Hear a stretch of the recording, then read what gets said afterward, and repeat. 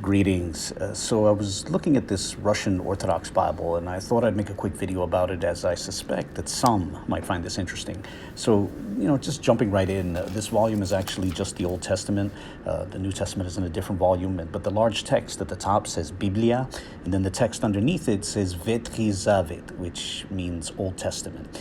And we open it up, and we see the same thing, but it says more specifically, na cerkovno-slavianskom jazyke, in the Church Slavonic language.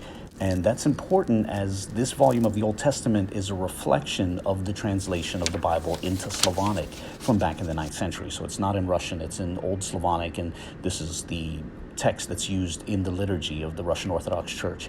Now, just to be clear, I'm pretty much ignorant of Russian, and I'm pretty much ignorant of every Slavic language, but whatever infinitesimally small familiarity I might have with very minute aspects of this or that modern Slavic language, I lack even that much when it comes to Old Slavonic, Old Church Slavonic. So if you feel like a mere baby while we look at this book, just know that I too am just as much of a mere baby right there alongside you. So in this video, we'll look at this text together as viewers very new to the text. All right, hope that's clear.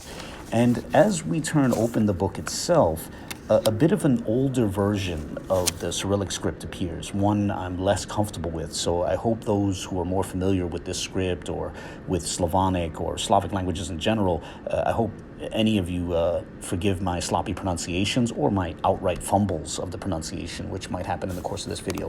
But anyway, going through the table of contents, we have the 5 books of Moses, and then there's Yesusa or Joshua, there's Ruth, and then we have the 4 books of Kings. It says something like Tsarstva, which means rulers, and that includes both the books we call Samuel and the books of Kings.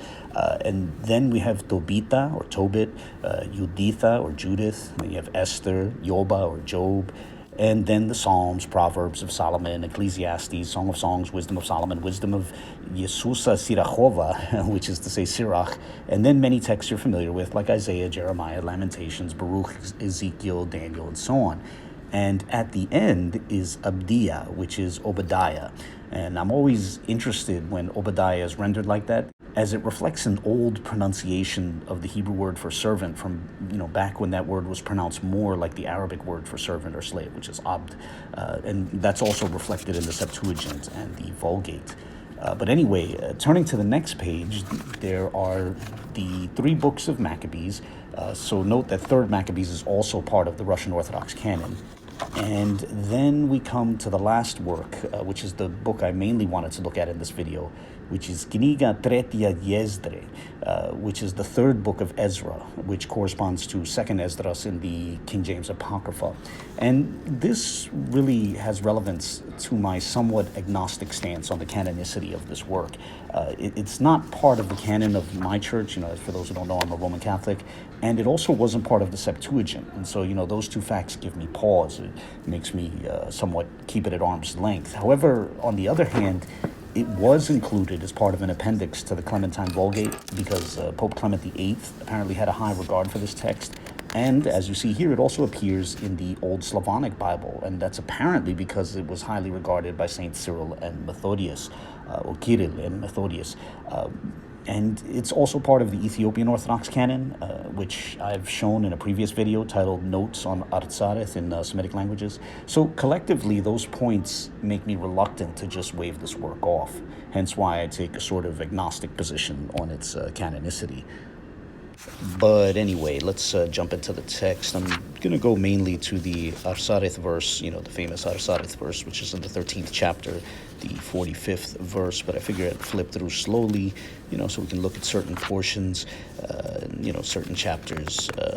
Each chapter heading is listed as glava, which literally means head, like here's glava, that's the 9th chapter. For those who don't know, the word chapter is rooted in the Latin word for head as well.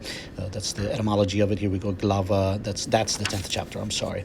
And here we go, this is 11th chapter, glava 11, it's Aleph Iota, so So the numbers are based on the Greek letters. So this is glava, that was beta, iota. Let's see, here's gamma, iota. So it's 13th chapter, glava 13. I don't know how to say the numbers in Slavonic, so I hope you forgive me. But nonetheless, going to it, we're now in the 13th chapter, and the numbers of the verses are likewise based on the Greek letters. So, this is the kappa or kaf. It's that's the 20s, and here you see what looks like lambda theta.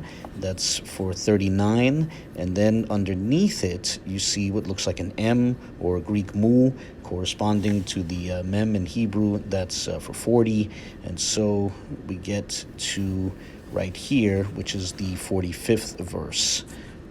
So this is the famous Arsareth verse, like it's, again, chapter 13, verse 45. And the word Arsareth appears right here. I'm actually not entirely sure how to pronounce that because I don't know how to pronounce the last character. I don't know if it's pronounced or unpronounced, but so it's either Arsareth or Arsaretha. I don't know. But either way, this is the word Arsareth in this 9th century translation of the Bible into Church Slavonic, in specifically the text which is known as 2nd Esdras in the King James Apocrypha, but known as 4th Ezra in an appendix to the Vulgate, and known as 3rd Ezra in both the Russian Orthodox Bible and the Bible of the Ethiopian Orthodox Old Church. So that's it. That's really what I wanted to do in this video for anyone who's interested in the topic of Arsareth. I just wanted to show how it appears in the Old Church Slavonic Bible, which is used by the Russian Orthodox. And, I hope some of you found this interesting. As always, comments, questions, or criticisms are welcome. I'm very new to this text, so of course, corrections or criticisms are welcome. I'm sure there's a margin of error here. But with that, feel free to share your thoughts, and God bless.